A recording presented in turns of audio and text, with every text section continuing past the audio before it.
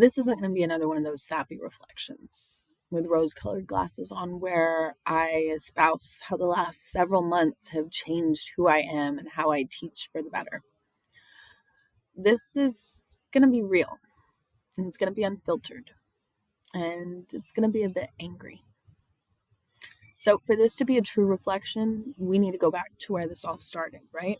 And that's January 2025, the beginning of the end, when he who must not be named took office, and when the war on education and DEI began.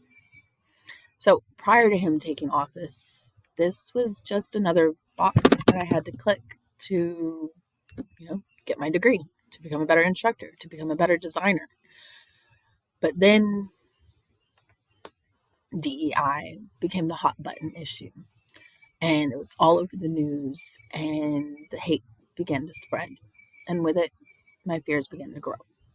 Because I'll be honest, I'm the mom of biracial children. I'm the daughter of a trans father.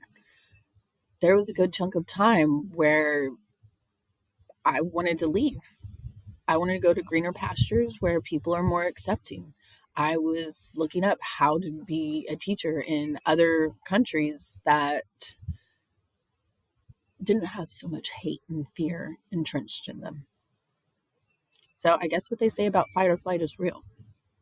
But I've always been a dreamer, and I know I'm not the only one. So instead of fleeing with my tail between my legs, I got mad and I gained purpose. How was I going to be a soldier in this fight? How was I going to spread hope instead of hate? And you know what? DEI was the answer. Once I got my confidence back, I decided this isn't the beginning of the end. It's the beginning of something new, raw, and powerful, where we give voice and choice to the people so that they can be the change that we want to see in the world. This war, it fears what educators are capable of. This war, it's led by people who cling to power through propaganda. And if we as educators teach our students to think critically, to question the source, the motive, and the message, they will see through the misinformation and they'll be able to break free.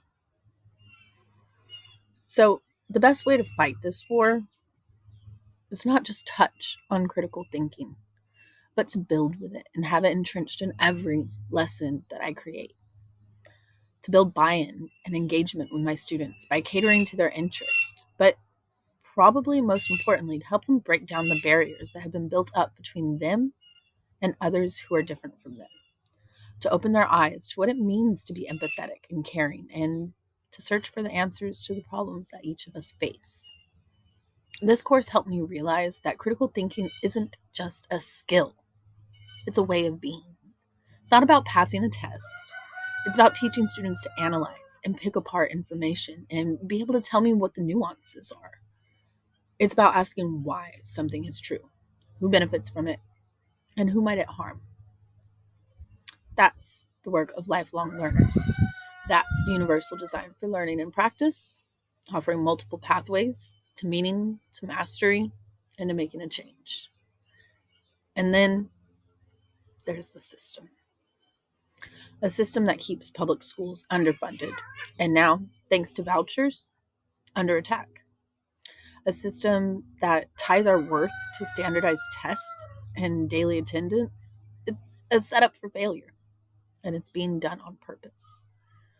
So, how do I resist that? Do I keep teaching to the test? Only offer extra help to those students who've been officially labeled as needing it? Keep cramming more into an already overcrowded curriculum until there's no room left to teach anything deeply? No. It's time we stop pretending. Because yes, absolutely, the system is broken. But part of the problem is that we've been approaching students in ways that ignore who they really are. It's time to teach what inspires them, to meet them where they are, to build instruction that honors who they are, just like DEI demands and just like UDL supports. But there's more than just a war on education going on. And there's a war against those who are different than us. If we don't fit into the mold, then we're living in fear. If we do fit into the mold, then we're slowly being led to believe that all the problems we face are because of those who are different than us. Or that because it isn't my problem, it's not a problem. So this is bigger than the war on education. This is a war trying to pit us against each other, to sow hate, distrust, and fear. Don't you think it's funny that education can fix that? This is the battle that I felt wasn't the one that could be waited on to fight in. My weapon of choice: building empathy with critical thinking and daily writing. Each day, I choose a quote. The themes vary, but some of my more frequent ones are perseverance, acceptance, and reflection. Students have time to reflect and write. Then I go around the room and we have an open discussion about what everyone has written down. Sorry. We respond, we add to others' thoughts, we share our different respective perspectives, and then we go down rabbit holes. And we end up sharing things that would have never crossed our lips had we not been in that safe space and talked about. The vulnerabilities that my students and myself have shown during this time is very moving and deep, and definitely hope for the next generation. So, but you know what happened after this? I'm just trying to change them in my classroom, but it started changing them throughout their lives. So the quotes took hold. Other teachers are telling me about students referencing them in their classes and holding each other accountable to the ideas that we discussed.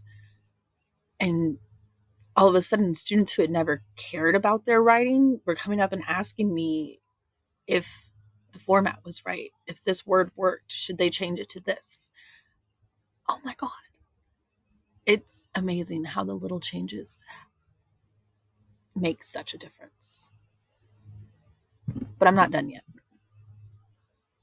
Yes, little changes can bring about big changes in the long run.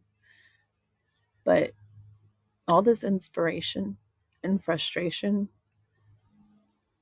I need it to build into something bigger. Because right now it's boiling inside me, and I want to create a weapon against this war. I want to build something that is going to truly show students everything that DEI and UDL represents,